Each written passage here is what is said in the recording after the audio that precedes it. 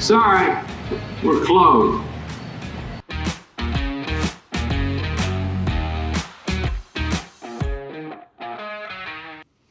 Ladies and gentlemen, good morning. Good morning from the East Coast here in Hoboken, New Jersey. And TiVo, you had quite the weekend, my friend. Welcome back to the number one business podcast in the world. Sorry we're closed. Led by your host, myself, Patrick James Light, and our dear friend and co-host, Tidbit TiVo. TiVo, eventful weekend for you, my friend. Eventful weekend for you. If anybody follows you on Instagram or TikTok, they saw quite the Instagram reel. Yeah, man, the boys were Yes. were buzzing.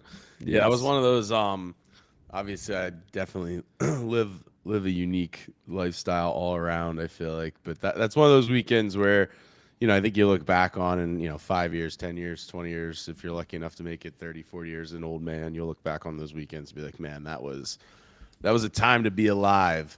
It was three shows in about like 60 hours. So Yeah. we did Atlantic City, and then we drove down to Baltimore, and then we had a private jet flight from Baltimore to Miami, and we did the Hard Rock down in Fort Lauderdale.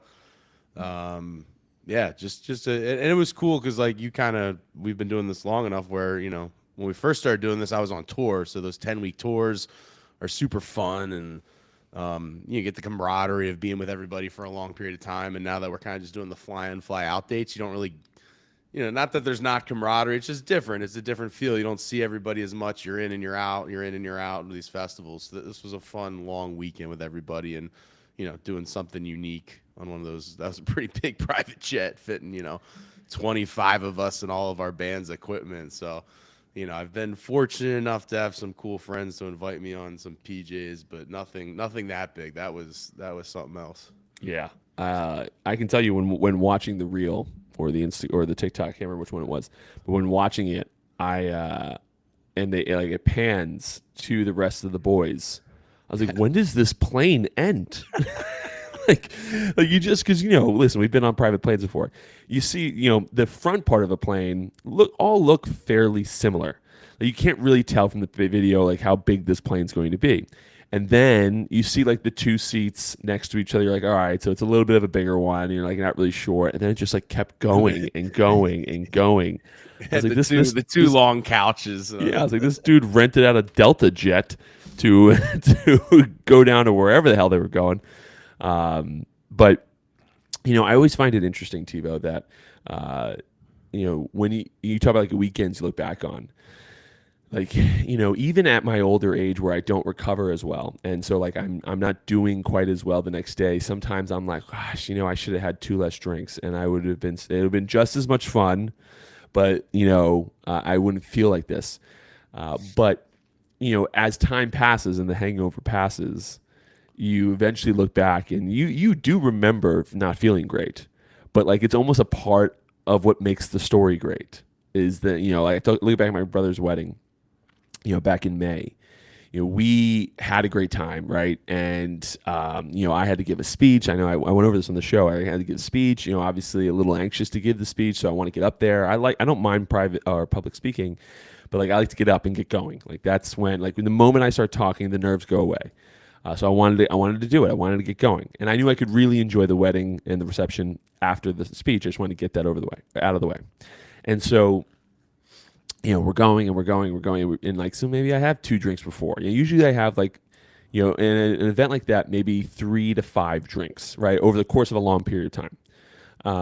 And you get into it, and then I'm already 2 drinks in going into the speech, and the speech is in the beginning portion of the reception, so we're ahead of schedule. And then afterwards, you're so excited that you end up having a couple more quick, and now you're at 4. And then by the end of the ceremony, you had your 5th, or the reception, you had your 5th, and then there's an after party, right? Everyone wants to meet at the bar afterwards. Not everybody's ready for the party to be over, and you're feeling good, so you go to the after party, and naturally somebody wants to take a shot. And then now you've had a shot and a drink, and then you have one more drink, and next thing you know, you're at 7 or 8 drinks with a shot in you, and you feel like crap the next day. But again, it's almost like part of what makes the story great is that is that you drank enough to feel like shit the next day. Like you said pre-show, you drank enough where sometimes you wake up and you're like, which apartment am I in? Because you do travel and outrageous amounts. So it's like, again, it's part of what makes it fun. But in the moment, sometimes when you wake up feeling like shit, it's sometimes just like, gosh, damn it. Why did I drink that much? I don't know if you've had that experience, Steve. It seems like you're full throttle excited about what you did, but I'll say, like, in full transparency to all the listeners out there, the Spirit flight home from Fort Lauderdale to Tampa was tough. Yeah, that is. Whenever you're going on an airline that's bankrupt back home, that's not when you don't want to do that straight from the G5 that you took down from Baltimore to Miami. It was beautifully poetic. I was like sitting in the Spirit, and it was just absolute chaos. And I was just like, "This is so poetic." And I was like, "This is awesome." Yep, only your life. Beautiful, my friend. Life is beautiful. Well, anyway, listen. First, I want to get started with today's. Shout out to you and I know how hard it is to do a podcast. You got to obviously you're trying to think of topics all the time. You're trying to stay up to date, do things that are interesting, do things that clips are going to get views on, right? Like there's all that's going on. And talk about something that'll be clip worthy, TiVo. But last night, instead of watching our usual programs, Avery and I tuned in to the New Heights podcast with Taylor Swift. Obviously, that was going to be popular. I didn't realize they were kind of releasing it live. And so I'm like, all right, yeah, let's watch it. Like, I'm curious to see how many views it already has on YouTube. And sure enough, I didn't really know it was being released live, but it was. And sure enough, like we get over to it, and there's 1.2 million people watching at that exact moment. And I'm just sitting there being like, dear God, that is, they have a great show. They are wildly successful with this show. They're doing a great job. With that being said, I was like happy for them. Because I was like, I know how difficult it is to run a show. I know how difficult it is to gain an audience, even though, those two have quite the audience already. But like, if they ran a boring show, people would eventually stop listening. Like, you get the audience in because of you're the Kelsey brothers. But if the show sucked, eventually people are just going to stop listening. That's just how it is, right? So I know that although they had the audience and the head start a little bit, they still had to execute. They still had to do things that were fun. Keep the audience engaged, do all that, and then obviously, bringing Taylor Swift on is a cheat code. But like, it's so like I'm like sitting there. I'm like, oh, good for you guys. Like I bet when they launched it, and then they're I'm sure they're normal guys just like everybody else, right? I'm sure they go on onto YouTube and see the number or how many people are currently watching. Because I know I would, no matter how big our show got. Like I'd be like, oh, this see how many people we get watching, and to see 1.2 million people tuning in has to be incredible. TiVo, did you tune in at all into the episode? No, can't say that I have. Yeah, she supposedly I didn't watch. We didn't finish the whole thing. But the teaser was her releasing her new album. Did you see that? Did you see that? I saw the clip. Yeah, I saw the clip.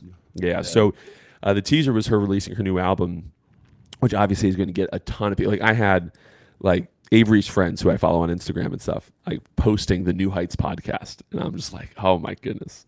Like, good in a way that, for them, good in a way that's like, oh wow, we're gonna get a ton of views here. We're gonna do it. We probably will grow our audience to a degree, but also not really the key demographic for their probable show. So I would imagine that a lot of them don't listen to the next episode, right? Now that Taylor's not on it. But it was interesting to kind of get. I will say this: it was interesting. You see a lot of Taylor Swift, right? I think she had a documentary out on Netflix at one point. But you see, I get to understand her personality a bit more, and get to know her a little bit more, and that's what podcasts are good for at times.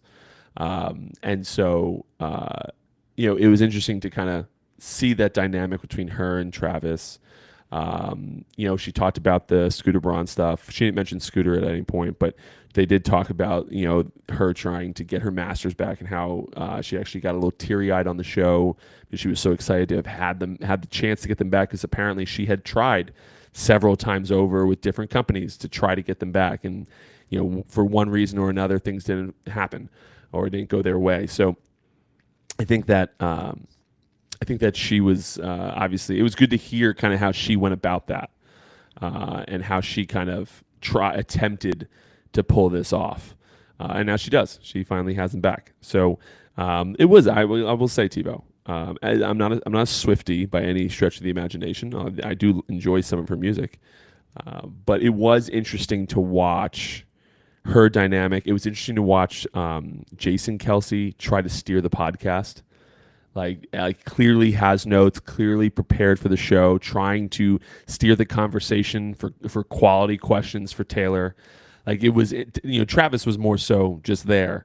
But like it was interesting to watch Jason kind of try to anchor the show a little bit and bring it back to reality. And it seems as though they probably got off topic a few times, because it seems as though they clipped a bunch where all of a sudden they were just showing Jason and Jason was bringing a new question to Taylor. And it was like kind of in the middle of a conversation, so it was like kind of weird. I was like, oh, they must have like went completely off topic or wanted to cut something or whatever, and then they just had Jason start with a new question. But it was, listen, I'll give them credit. I happen to like the Kelsey brothers. I think they're fun to kind of watch. My brother absolutely loves Travis for his fantasy team, although I think last year wasn't so great. I can't remember, but definitely an interesting way to announce your new album, and certainly helped the Kelsey brothers gain more traction on what is already a terrific podcast. So interesting watch for those folks at home that didn't get a chance to watch it and are intrigued by one of the most successful musicians, if not the most successful musician of all time. You get to see her personality a little bit more, which was interesting to watch. So. But without further ado, TiVo, let's get right into business today. The business part of our show, although that was business. We have a few interesting topics today, and it's gonna be centered around TV deals, TV rights, and we got a couple deals. TiVo, what were the two deals that we're gonna talk about a little bit today? Yeah, so it was ESPN and NFL. Do some type of, there's so many details on this. The headline was ESPN kind of acquires NFL media assets like Redzone. Basically, the headline was like ESPN acquires Redzone. There's a lot of obviously legal jargon of who owns what and this and that. Like the NFL is not going to give up full ownership of its products, so I think it's more of like trading some equity stakes, but nonetheless, pretty big deal for sure. And then the other one was Paramount and UFC. So UFC and Paramount agreed to a streaming deal, which is a new era for UFC that will eliminate the pay-per-view. So it'll be no more pay-per-view for UFC fans. You're just going to subscribe to Paramount Plus for, I don't know if the exact. I found something. It's like $30 a month. So you're going to get all of Paramount Plus, all of that has to offer, and that will include UFC. So two pretty big deals for two of the biggest, sports leagues in the world, really. Yeah, I was just, and I wanted to talk about this today because it relates a lot to what I'm doing right now, and I apologize for those folks who listen to every episode because you probably have heard me repeat myself. But what's interesting to me about kind of all of this is it's exactly what we did in my company, starting the new year, and it's been a challenge, right? Trying to get this off the ground a little bit, but like I told you, TiVo, about a year or so ago when we started down this train, was that I realized in baseball a long time ago that the beer, the concessions, the ticket prices, all of that goes on at the game is secondary to how they make their actual money. You know, the entire business of owning a sports team, you know, the entire business of owning Fox, the CNN, you know, any of these TV networks, is that you are going to put out a product that is going to grab the attention of an audience. And then you will monetize that audience. So CNN and the Red Sox have a almost identical business model to a degree.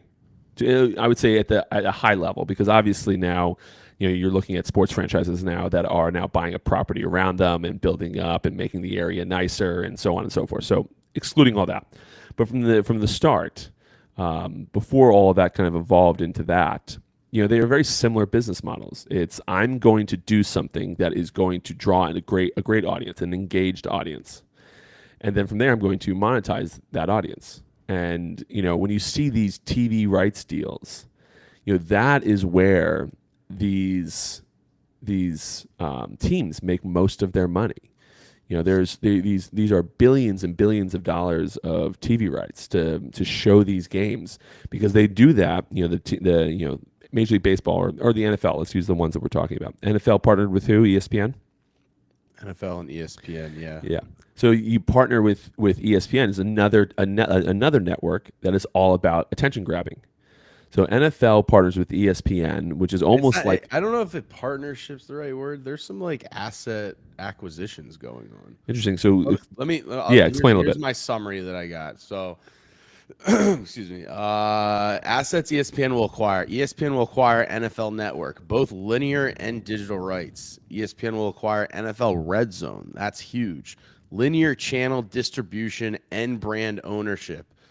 NFL retains NFL Redzone's digital distribution. So kind of, you know, one foot in the pool there a little bit. NFL assets, ESPN acquires NFL fantasy football operations.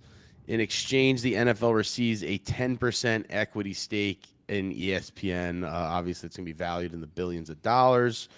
The NFL retains, like I said, NFL Red Zone, NFL Films, NFL Plus, NFL.com, all the team sites, NFL Podcast Network. So yeah, kind of like one foot in, one foot out, but partnership, I'm sure, is the right word, because I don't think the NFL is going to let ESPN run with its brands, but obviously from the standpoint of ESPN, like they got to do something. They've been going down a wrong road for a little bit of too long, probably, and you know, things change, which makes sense. Like, you're not always going to be able to keep up, you know, with the most keep up with the Joneses, I guess, in the sense of you didn't know how to do. I don't know. I'm trying to dance around this, but like the political correctness shit that ESPN went for kind of tanked their brand a little bit. They had the classics, the Stuart Scotts and the Buchagrasses and the Chris Bermans, and like those were the guys that we grew up on. And then definitely in the last 10 years, it feels like it's changed a little bit.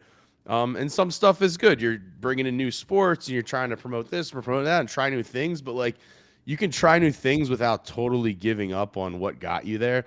Like, you know, on Sunday night, we used to watch NFL Countdown with Boom, and there would be that segment called like Jacked Up, where we saw people just get concussion after concussion. And, you know, that's what brought people to the table and put butts in seats. And then, you know, now they're trying to do all this different types of programming to get equal showings to everybody. You know, the huge WNBA push, which again, Caitlin Clark's electric, but you know, there's all this different stuff that's kind of getting pushed down. Here's the summary, and here's my my summary of the take. 'Cause I really thought about this when they bought Redzone. I was like, dude, if you swap out Scott Hansen for some jabroni like you've done with SportsCenter, if you swap out Scott Hansen for some jabroni like you've done with SportsCenter, dude, there's gonna be a bigger insurrection at Bristol, Connecticut than the Capitol on January 6th. NFL fans will fucking riot. So you don't want to mess with the formula. That's the problem. They're getting all these things. Like, I think Bob Iger kind of came back in, the Disney CEO, and kind of saw what was going on with the Star Wars movies and like all this forcing stuff down people's throats, and ESPN's part of that. And I think he's kind of cutting that out. So I have high hopes for it. But you're acquiring these assets that are running at a high level. Don't drive them into the ground, because in my opinion, as of right now, ESPN is comparable to MTV and MTV2. What MTV and MTV2 used to be to music when me and you were younger is now completely irrelevant in the music industry. And ESPN, what used to be when we were younger compared to sports, is now becoming completely irrelevant, or on the path to that way. So, you have the money to do it. They have the brand power to try to restart it, but you're heading down a path where, you might become the MTV, MTV2 of music and completely be irrelevant in 10, 20 years from now. Well, listen, I'm with you 100%. What happens at ESPN, you used to, when we were growing up, similar to MTV, like you said, you would seek out ESPN, like be one of the first stations you go to want to watch something. Now, we were talking about turning on sports. ESPN's like the last resort. It's like, oh, maybe they have something on there. Most times I'm going to CBS. I'm going to any of these other networks that show college football, that show, whether it be tennis or golf or whatever is in the summer, baseball. I've never even consider going over to ESPN. And so again, similar to MTV, I'll never forget the TRL days. My dad trying to walk by the TRL studios just to be seen on the way home from work by his kids, and the absolutely outlandishly short music video clips that they would do in the 30-minute show. So yeah, there was so much more there, and then MTV kind of found its way into something different. I don't even know if they do music anymore. But with that being said, I think the PC life has worn out its welcome on a lot of people. Now, I've always been kind of, betwixt and between. They talk about DEI, not that I want to get into that, but they talk about DEI and all that stuff. And I think at its core is a great idea. You do need a bunch of people from, when I'm assembling a team, I need people, one, that are comfortable speaking up against me, and two, have different ideas. If everybody thinks the way I do, we're bound to do a lot of dumb shit because they're just going to agree with me because they think the way I think. And, that might not be a great idea. When you have a bunch of people from all different walks of life, now you have a bunch of different thought processes, different experiences. We talked about this, I think, on last week's episode about how people it's impossible to kind of change people's political and religious beliefs because they're so deep rooted in their experiences throughout their entire lives. So you start talking to a 45-year-old about, him being a Republican. He's been a Republican for 25 years. Your one bar conversation is not going to change all of those experiences for the last 25 years that makes him believe what he believes. He might walk away from that if he's a reasonable person and be like, oh, those are some interesting points, and walk away still being a Republican. But that's probably the best you're going to get. So similar when it comes to the PC stuff, I think people are tired of it. I think they pushed it too far. I think at the core of it, trying not to, for lack of a better word, be like a jerk to people. All right, yeah, I think most people can get on board with that. But then you get to a point where it's like, all right, well, we can't even make fun of our friends anymore without getting in trouble. And I think people are like, oh, this is stupid. And I think it gets too far. And my father, talked about that a lot, where a lot of the ideas, they start out really well, they kind of push, they have a little bit, and then they go too far. And now everybody's got to bring it back. And I think that's kind of similar to what you said about Bob Iger doing it over at Disney, and which owns ESPN and such. I think it's something people have to do. And something that I think is just, again, I think it's good to do these things that are righteous. But then they get too far. We got to bring them back to reality. And so it does seem as though, based off what I heard, though, TiVo, it does seem like an actual partnership, because although ESPN is buying all of these different assets that the NFL owns, correct me if I'm wrong, but I believe I heard you say that NFL now retains a 10% equity stake in ESPN. Did I hear that correct? Right. Yep. And then So everything that they just sold off, they still have a piece of. they still have a piece of. Yeah, they still have a piece of it. And also makes a ton of sense because from an NFL standpoint, it's like, hey, we're going to sell you all these assets that you clearly need and want. You believe you're going to be able to grow these assets. Obviously, otherwise, why would you buy them? So you believe you're going to grow these assets. They're going to help your balance sheet probably, which Disney probably needs, maybe going into an earnings report here at the end of Q3, all of that jazz. And then on top of that, ESPN or NFL probably has a bigger percentage now of everything that ESPN owns. So it's probably in the short term a great play for NFL, and ESPN's trying to play the long game that they can grow these assets into a bigger thing, but the NFL will participate in at least a little bit of it as it grows. And I wonder if there's a long game for the NFL of buying ESPN. What is that? What assets are they getting exposure to that they like? And then, they see a degrading ESPN. They're like, all right, if the NFL doesn't turn it around, then maybe there's assets in there that they would want to fully consume and get another 30, 40 or controlling stake in ESPN. And then and then they take it over. Again, we're talking 5, 10, whatever years down the line. But if ESPN can't right the ship, then maybe their assets become cheaper and the NFL can completely take it over and turn ESPN into the worldwide leader of sports again via, the NFL leading it.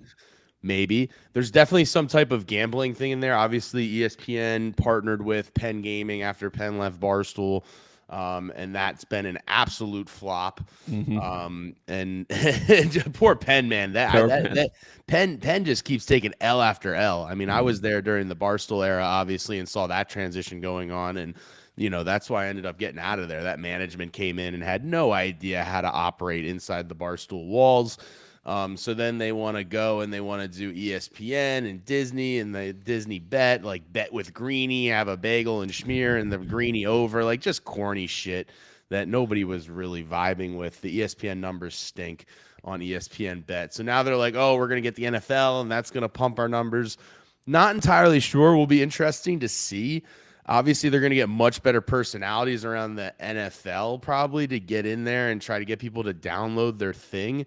But part of it's just UI. Like it feels like, DraftKings and FanDuel just have this lock on the best UI. Don't want to go too far off, but it's like Robinhood, right? Like Robinhood started as this like gambling app for people during COVID to go get some leverage on, stocks and options and Bitcoin. And, it's the best UI. And now that, people have gotten older and have learned more and have gotten better jobs over the last 5, 6, 7 years since doing Robinhood, now they're really investing and they're using it for its real purpose and their user base grows. But it all starts with that UI. It's the magic of the UI, and ESPN Bet. Just like Barstool Bet. Like we talked about this on the thing when Barstool had its sportsbook, dude. We had to promote it and talk about it, but nobody liked using it. We hated the odds. We hated the UI. It sucked. It was a piece of crap. And so that's kind of where ESPN Bet was. It was just a piece of junk. But shout out to all the live viewers, man. They enjoyed that rant, Pat. We got 10 live viewers. We appreciate everybody tuning in. If you guys have some takes, throw them in the chat, man. Throw them in the chat. Yeah, throw them in the chat. What are your guys' takes? Everybody who's watching, what do you think of ESPN? What do you think of the NFL and ESPN merger? If you have any takes there, throw them in the chat. We'll bring them up. But yeah, overall, Pat, I think it's a summary of the long game for both of them, and I think ESPN needs a lot of help. Yeah. Listen, here's the thing with ESPN, and here's the thing with sports gambling. It's an industry that obviously is making a ton of money. And a lot of people, it's growing, right? You actually you're starting to hear now people like on, those TikTok experts, coming on and starting to talk about a growing like epidemic with people having a gambling problem with, this sports gambling and how accessible it is. And so, we're getting into that world, but you're right. Like DraftKings and FanDuel have like a stranglehold on the entire industry. And no matter what, when I worked with WinBet for a little bit. And when I was, that's a company that has a ton of money behind it, right? The Wynn casinos and Encore casinos are wildly popular. And they had a tough time, gaining market share because from what I understood, it seemed as like the game was like, who can give the best odds? and everybody just kind of, whoever's giving the best odds at the time is where the gambler goes. And it's like, it reminds me of a lot of the stuff that I do in the bars and restaurant community is like, I never wanted to be the guy that gets on the rat race to zero, which if that felt like that was like, how good of odds can we give? And then eventually you give too good of odds and you get screwed. Like, it's so like it gets into that world where it's like, anything for the customer acquisition, right? And, I think DraftKings, and I could be wrong, but DraftKings specifically, I think has taken a different approach. I don't have a ton of experience with FanDuel, so I'm not 100% sure what they do. But on DraftKings side, they're trying to give the experience to the customer to be better. They give like, I forget what casino I was in, but they had like this DraftKings sportsbook that was like awesome. That looked awesome. They put a ton of money into, and everybody talks about how much money, sometimes they think irresponsibly, that DraftKings spends. But when you give the customer that kind of experience, they're more likely to use your app all over and over and over, and you get loyalty. And now instead of having to beat everybody on odds, which maybe they still do, again, I'm not super familiar with it, but instead of having to get into that rat race to zero on odds, you might be able to give worse odds, right? You might not have to give the best odds in the world because the experience is so much better. You have a bit of loyalty. You have somebody that's working, at DraftKings that you're friendly with that you can now go and talk to. Like, I think everything in my experience has been centered around customer experience, and then you can charge pretty much whatever you want. And I always use the example of nightclubs and a bar on your hometown, right? For some reason, if the bar in your hometown does bottle service, we'll use that as the example. You're going to be able to, for a bottle of Tito's that costs $25, you're going to be able to buy that bottle of Tito's for maybe $75. Like, nothing crazy, right? It's weird that they're doing this, but sure, let's say for argument's sake they're doing this. That same bottle of Tito's that costs just as little dollars, $25, in a club in Vegas is going to run you, $800, $900. And so it's not about the Tito's. And I think that's what people get hung up on so many times. It's not like you have to realize what you sell. And I think DraftKings and FanDuel do a better job of that in the sports gambling business. I think you're selling a customer experience in almost every industry, but in sports gambling, there's more to it than just giving the best odds. Listen, gamblers inherently are not doing things in the most intelligent way sometimes. Just gambling in itself. Everybody knows the odds are not in your favor. Like, you're more likely to lose than you ever are to win. That's the whole business behind sports gambling. So right there, you're not operating completely rationally. So with that being said, you don't have to be the best odds in the world. In fact, the people that are chasing the odds might either are the pros that are just doing great stuff, right? Or it's the people that are, need to buck. I have to win. I have to win my money back. It might not be the gambler you want. And so similar to us is like, I raised prices a long time ago at the bars, and one of the counters to that is we stopped seeing a lot of fights, for whatever reason. Maybe people weren't over drinking as much, which made them want to fight people. Maybe it brought in a different clientele that wasn't really fighting people. We had this interesting effect. I've always talked about being in lawsuits constantly, Tebow, but our lawsuits have changed over the years. They used to be fights. They're now, people tripping and saying that, it was my fault. Ridiculous. But that's like kind of what it's turned into, which is way better now, right? Because, one, my limits are higher on that, something like that, than they are on assault and battery. So that's great. But like, again, it was one of the side effects to raising our prices, which most people would tell you not to do. I can't tell you how many times my managers have come up to me trying to lower prices. Like, guys, it's not the business model. No. If you're worried about the prices, that means you're not delivering an experience to our customers that warrants those prices. That's a you problem. That's not a me problem. Go figure out a better user experience. And so, again, when it comes to all this stuff, when it comes to sports gambling, and it comes to, again, the bigger picture of what we were talking about, which is the ESPN and NFL deal, it's coming down to the experience for the customer. and what that looks like. And for the NFL, like you said, it may be, I wasn't in the summary, but perhaps they do have a right of first refusal to buy up the assets in the event of a sale, right? Perhaps they want the distribution, right? They feel like they can do a better job with the distribution than ESPN and Disney can. And so perhaps that is a long play for them, that perhaps maybe they want to do that. Who knows?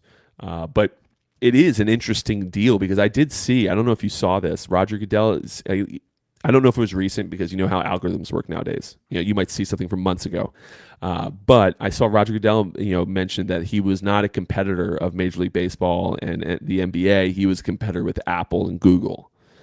And although, no, you're not right now, interesting business model, right? I mean, Google has built its platform and how much money it can make on Google Ads, because they have this engaged audience that everybody, okay, where am I going to go for breakfast? You're going to go to Google and try to find out locally what's the best places for breakfast. And now you can sell that, right? You have an engaged audience. Look, I buy those Google ads, right? So like it's the long play, interestingly enough here for the NFL, maybe something like a Google, like an Apple, like, are you monetizing the attention and growing that attention? And then are there different streams that you can, again, monetize and having ESPN, like you said, like historically, TiVo, as you know, all of the rights, the TV rights deals haven't come with ownership. This is the first time I've ever heard. Have you heard of any other deals where the sports team or league has ownership in the distribution? I guess UFC, which is going to be the next topic when we get there, because they owned all their digital rights and pay-per-view rights. But no, yeah, everybody's trying to partner with, NBC or Comcast or Paramount or this or that. I mean, we talked about that, I think, with college football last year. I don't remember which deal was, but they were buying, $1 billion deals. Yeah. And, on our end, we're like, okay, if you're buying $1 billion for 10 years, you're expected to make significantly, maybe you're making, that's $100 million a year. Maybe you're expected to make $300 million a year on this. And so, if I'm the NFL, again, intelligently, it's like, well, hold on now. If I'm selling my rights for $100 million a year, you have obviously work on the back end to go access that $300 million. So it's not a pure $200 million profit. But with that being said, I want to be a part of that. Like, that's still my company that is getting you that a large upside, obviously, on the investment, which is why you're buying it. With that being said, maybe I want to participate in that, and actually, it's a smart move. Sorry, I just Go ahead. asked ChatGPT. I'm like, what does ESPN own? Because I'm trying to.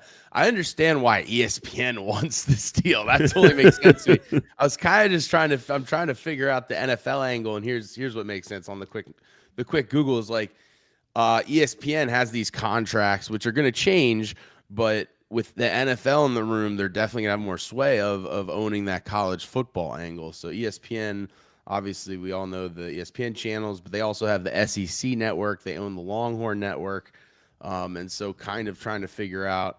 They obviously have all the bowl games and that Saturday night football, and so maybe that NFL, that long-term funnel, again, trying to create that funnel, is what we've talked about on this show before. Is what's college football going to look like in not even 10 years anymore. In 5 years, what's college football going to look at?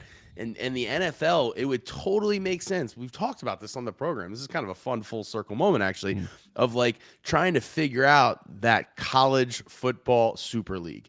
Like, it's basically already professional football. It's just not organized at all. Does ESPN and NFL figure out a way to create that top tier, and whatever you want to call it, the United States Football League, the Collegiate, Athletic Association, whatever you're going to call it, and you're going to invite 30 teams to, that are colleges where normal kids go to college, but then they're basically having a professional football team operate. And, obviously there's going to be other leagues below that, but then you basically have your number one feeder into the NFL. So, the NFL is the only major league that doesn't have an AHL like hockey does, or a AAA baseball, or a G League, right? So maybe That's actually not a bad thought process, is trying to figure out how we can create and own the entire funnel of football from 18 years old until, you know, if you're Tom Brady, 45. Can you own the funnel of the top players and figure out how to monetize that? That's an interesting thought process. It is an interesting thought process. I know we have talked about on this show quite a bit how what the hell is college football going to look like? Yeah. You know, as a West Virginia fan, you know, where college football goes is a little nerve wracking because, like, although West Virginia in my lifetime has never played for a national championship. They were really close one year, but they never played for one. Although that has never happened, you know, you still feel like there's a shot every now and again. You're like, we got a good team this year. You know, if things change where you're talking about a 30 league team or a 35, 40 league team or a 40 team league, you know, what does that look like? Is there relegation and promotion? You know, does that happen? You know, that would be cool. Yeah. Is it 35 teams and, you know, whoever gets invited and that's it. And there is no more of that. You know, that would leave a lot of teams that have those Cinderella moments on the outs. You know, I remember when West Virginia was, you know, kind of coming up in the Big East. The Big East football was atrocious.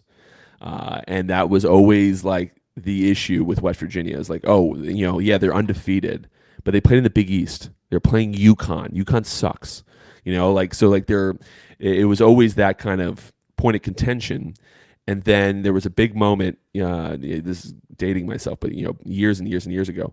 But like this was this big moment where they got into the Sugar Bowl, I think it was, and they're playing Oklahoma. And Oklahoma's this, you know, this Power Five, this big team, you know, blue blood, you know, college football. And Oklahoma had actually come out in the press conference and talked about how, like, why are we playing this team? We should be in the hunt for the national championship. We should be, you know, wherever it is, right? And they were all upset about playing West Virginia. And West Virginia came out and absolutely torched them. And it was like a big moment for us as like small time fans for this small school. And, you know, we're getting, you know, talked, you know, poorly about in the presser and all this stuff. And then to come out and absolutely crush them was fun. But does all that go away if we make it a league? If it's, you know, if Alabama's now just like the Patriots? And I don't know. And I think that part of college football is what's been fun. Which makes it a little bit different than the NFL. And I hope that in and of itself doesn't get lost in whatever college football ends up looking like in a number of years. Who knows if that's true, but I hope that it doesn't get lost in the translation of trying to make money, because that would be a shame. But TiVo, without because all of this is kind of related, what are the specifics of the UFC deal? Can you tell me that again? Yeah, we got so in August, UFC signs a 7-year, $7.7 billion media rights agreement with Paramount Skydance Corporation, which begins in 2026. All UFC events in the United States, including 13 flagship numbered pay-per-views events and 30 UFC Fight Night cards per year, will be streamed exclusively on Paramount Plus. This marks a complete departure from the traditional pay-per-view model. Events will now be included with a Paramount Plus subscription at no added cost. Additionally, select major events will be simulcast on the CBS network, expanding their linear TV reach. I think this is really, really cool. I want to get a little bit more information about, like, are they still, if there's a big fight? So it sounds like there might still be some where if you buy Paramount Plus, you're getting all UFC. Like, I don't think you'll ever be left out of a major UFC if you go in and buy the Paramount Plus. It is estimated rate between $6 and $13, depending on the plan, to get all of them. I'm sure that's obviously going to be on the high end.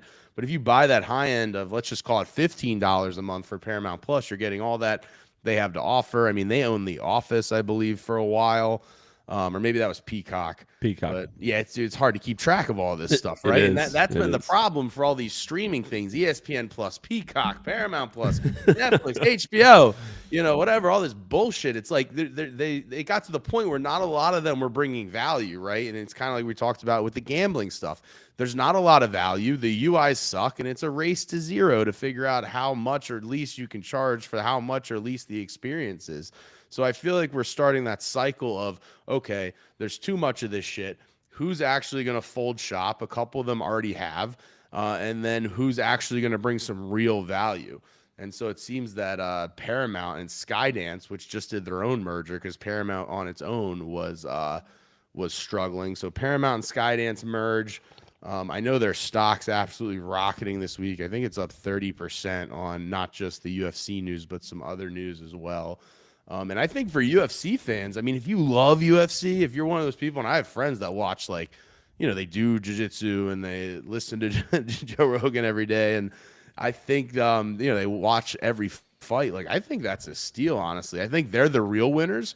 And then for UFC, I think it's more, especially with the CBS kind of move, like they'll probably put 1 or 2 big fights a year on cable for everybody to watch, would be my guess, is that kind of angle, like a CBS, maybe once a year you do a big name, like a big name CBS primetime card. So I think that's a win for everybody. The UFC gets paid. I think the fighters, I think you get more exposure through partnering with, this big media company like that, even though UFC's socials are crushing. It kind of gives you that next level of exposure to the people that aren't in that UFC sphere. And then the fans, I think this is a good deal. If you're somebody that's been shilling out $70 for, all the major pay-per-views, you're going to probably save some money and get more content. So it feels like a win across the board, honestly. I wonder what the commercial use is going to be like, because, my experience with UFC and boxing is, you got to pay, whatever it is for the pay-per-view. Like you said, we got to pay per person that we have. And we actually, funny enough, I think I can talk about this, but we get sued, maybe last year, a year or so ago, by the pay-per-view company. They have the local distributors of the pay-per-view. You don't go directly to like DirecTV or something like that, but you have like the local companies that do it for you. And I didn't realize, but we had one of our bar managers seemingly showed a fight. I forget what it was. It was a boxing fight with but it was in London, so it was like 5 p.m. our time. He just like threw it up on his own streaming platform that he had like logged into his own, for TV, and put it on. There was got to be, 4 people. I looked back at when it was claimed that he allegedly did this, and I looked back at the sales, and there was got to be like 5 people in the bar. Not worth it at all, which is why we didn't, we pay for UFC fights and boxing fights when they're at night, and we think that's going to draw a crowd and so on and so forth. But we didn't pay for this one because we're like, it's just we're not going to make any money. Nobody's going to come at 5 p.m. And so we didn't do it, but I guess he showed it. Maybe somebody asked for it. He's like, oh, I can throw it up on my personal one. And so he does that. Interestingly enough, these companies will send out scouts to go to your bars and restaurants for things they think people will stream illegally and pirate, and not pay for, and then they'll drop a lawsuit on you, and it's a copyright lawsuit, and you end up having to pay a lot of money.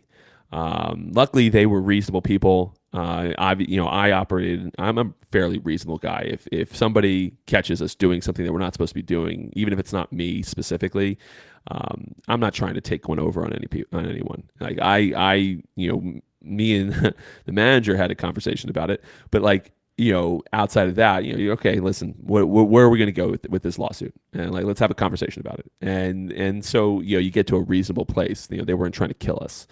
But it was interesting. It's this. And how did they find out that they send people out? Wow. So there was one of the 5 people was in the bar was a guy. And what a scumbag, dude. So when we got presented with Discovery, I got the guy had his camera out, had a whole video, and walked in like the phone was down on the ground, pretending like he wasn't filming, and then he walked into Green Rock, and then he showed the TVs that they were showing the game, and then they had like, you could see my manager there. They walked back to the back part of my bar and showed like our management just sitting there watching as well, and like I'm just like, talk about caught red-handed allegedly, but like, it's like, I was like, what am I supposed to do with this? When they presented me with it, I was like, okay, well, I don't know how to fight this. I obviously was not there. I did not authorize this, but what am I supposed to do? I don't know.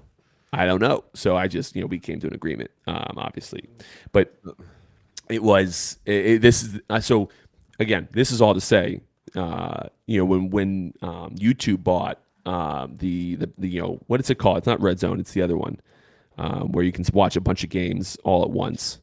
Sunday Ticket. Sunday Ticket. When YouTube bought that, we had looked into getting YouTube for all of our places, and what we found out quickly was that DirecTV seemingly had maintained the rights for commercial use, at least for a number of years. I can't remember exactly when. So we weren't to get into an agreement with YouTube TV. To go buy, because you have to, the way at least it worked at DirecTV, I'm not sure if it works the same for YouTube TV, or if they eventually take over the commercial license, but the way it works for DirecTV is like they come in and they'll estimate how many people you can have in your bar, and then they will charge you a fee for that many people.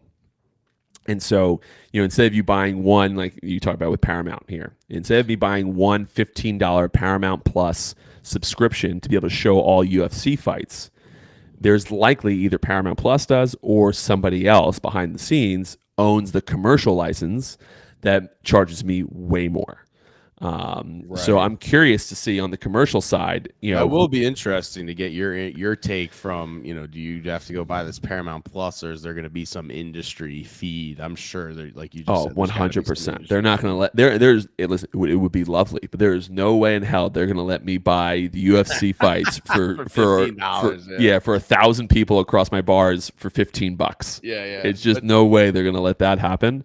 So I'm sure, maybe DirecTV still holds the commercial rights. I don't know who holds the commercial rights for UFC. I'm not 100% sure. I'm not the one that buys the fights, but I'm sure that somebody has the commercial license, and it's a different license, right? It's just not what they're talking about in this article, but it will be interesting to see kind of how that goes. But like you said the real winners are the people that buy all the fights. Yeah. But our friend Justin from the chat says he thinks it's a good deal. He can imagine a lot of people that had, Paramount Plus are going to keep it, and then obviously every UFC fan is going to jump on that bandwagon as soon as possible. So Justin's kind of on board that's a good deal, and thanks Justin for being a part of the live in the chat. Yeah, thanks Justin. But I also, on the back end of that, to kind of piggyback on Justin's point, you have you talk about the UFC and what's in it for them, and now all of those people that were going to pay more money for single fights are not doing that anymore. What's the real winner for what? Why is UFC doing something like this? Obviously, they're getting money up front from Paramount and all that jazz, but how many more casual fans that we're not going to watch are now going to tune in more? Yeah. And when we talk about, and again, talk about a full circle moment on this show right now, you want viewership. That is how to maximize the sales. It is not to maximize, the pay-per-view is almost like a, playing the short game, right? Either you have a great ticket or you don't, and you're making money right there on that ticket.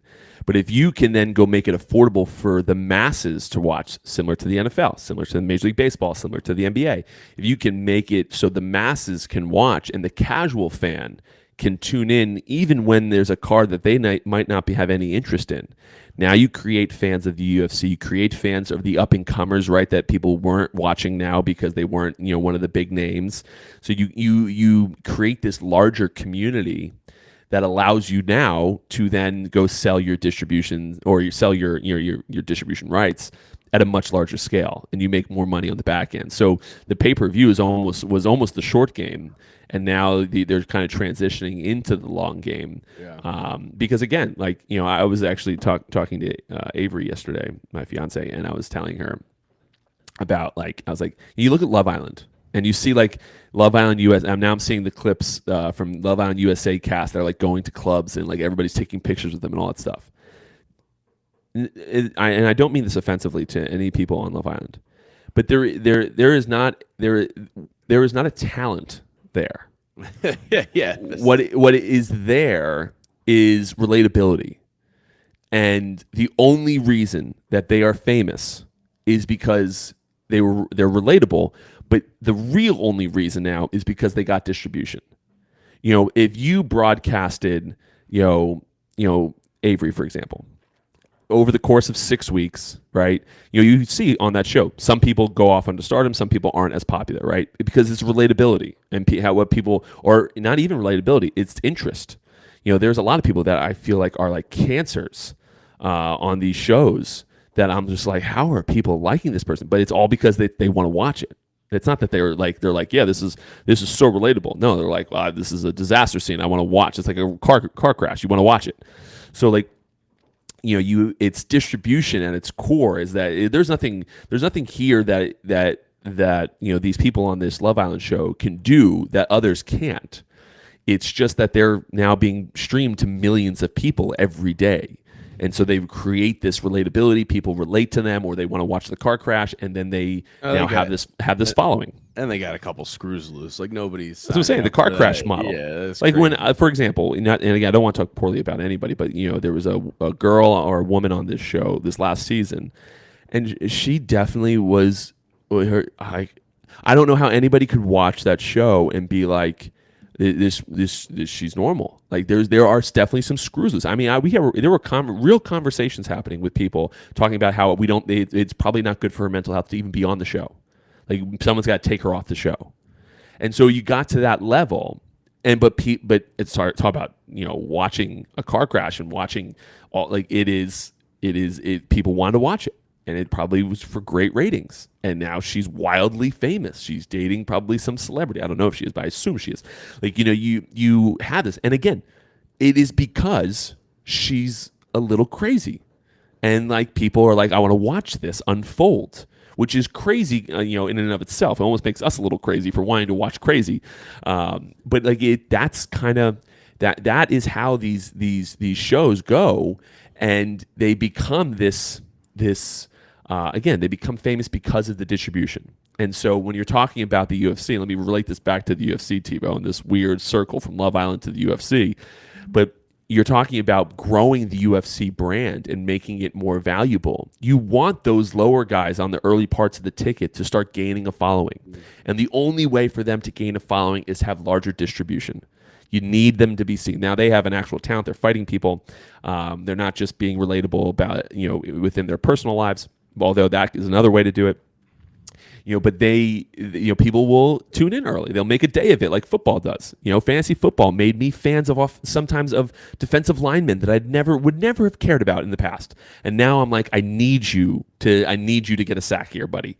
It's like it brings the kind of it grows the audience, and it brings a community together.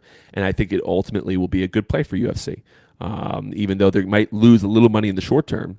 I didn't, maybe not with Paramount's deal, but like a little bit of money in the short term. I think the longer play is a very good play for them. And then I think there's a different aspect to UFC now that they've partnered with WWE, and they're a publicly traded company now. They're TKO Sports, right?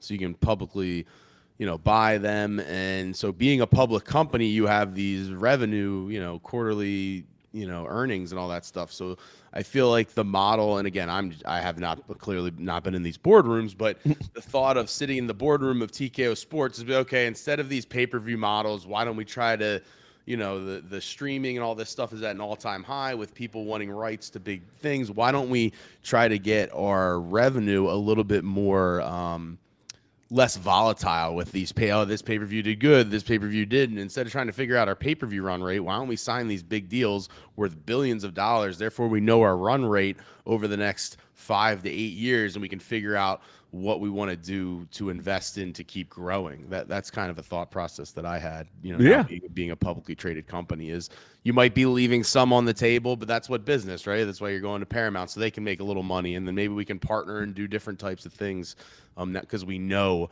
that, no matter what, we're going to be bringing in, this type of billions of dollars and figure out where to grow.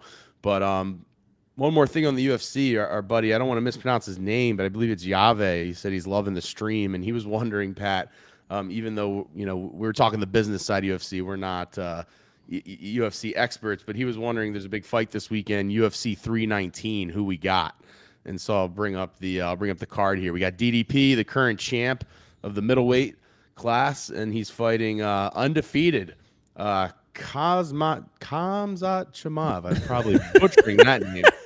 And because I'm butchering that name, I'm picking him. He kind of gives me a Khabib vibe there on the right. He does give a Khabib vibe. And he's actually favored. I saw the odds. So he's favored. The champ is plus 150 here, DDP. I'm going with I'm going to go with the favorite, the undefeated favorite, because he's got the Khabib vibe. I feel like he's going to choke his ass out. Well, listen, first off, props to you for giving it a go on the name. I would have said and this gentleman. That's why I hit over on the left there. I did DDP. I hit with the DDP. Yeah, I give you a lot of credit for going after that. Listen, for our sake and for the show's sake, so people tune in next week, I'll go DDP. I love a good underdog, especially when you're the champ. Yeah. The disrespect that you are getting as the defending champ to be the underdog, the disrespect. DDP takes it in 3. We're excited here at the Sorry We're Closed podcast. Tune in next week on Thursday. We'll break it. We'll break for the first time ever. We'll break down a UFC fight. But yeah, DDP, take it to the bank, guys. This is obviously not personal financial advice nor gambling advice, but take it to the house, guys. Take it to the house. So with that being said, guys, first off, appreciate everybody watching here on YouTube. It's something that we just kind of started doing, but it's 7:15. Sorry, TiVo. But 7:15 every Thursday morning. We stream live. Follow us here, subscribe here on YouTube so that you can get notifications. Obviously, click the little bell button. Tune in every 7:15. We talk sports business, we talk business, we talk it all, anything that's going on at that exact moment, and then it gets released on Monday for all the new viewers. But appreciate everybody listening and everyone watching. But yes, turn the bell on 7:15 every morning. Let's see, TiVo, is there a way to kind of schedule it so people know that it's coming? I can schedule it like the night before or the week of. Yeah. We got to know the topic because I got to title it, so we got to figure out what the topic is. Very true. Maybe we can just do it. I'm sure Pat McAfee, when he's a daily show. Yeah. But maybe we if you can change the title later, maybe when we go live, perhaps that's the route to go. And just kind of label it the Sorry We're Closed show, live show, 7:15, something like that. We'll figure that out on the back end. That's not for you guys to listen to. But again, appreciate everybody listening. Love the show. Appreciate you engaging in the chat. And again, follow along, subscribe, click the bell button so you can tune in every 7:15 every Thursday. We go live and we talk what's latest in the business and sports and business world. So until next time, guys, we'll see you.